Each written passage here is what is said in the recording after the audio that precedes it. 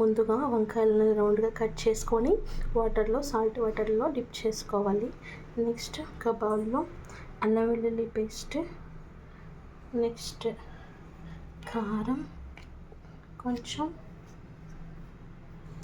Salt తగినంత, కొంచెం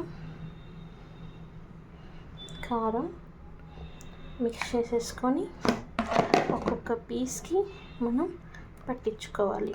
దీన్ని ఒక పేస్ట్ మొత్తాన్ని మిక్సప్ చేసుకొని దానికి కలుపుకోవాలి. ఆయిల్ పోసుకొని నెక్స్ట్ ఇలా డిప్ చేసిన పీస్ని దీంట్లో వేసేయాలి.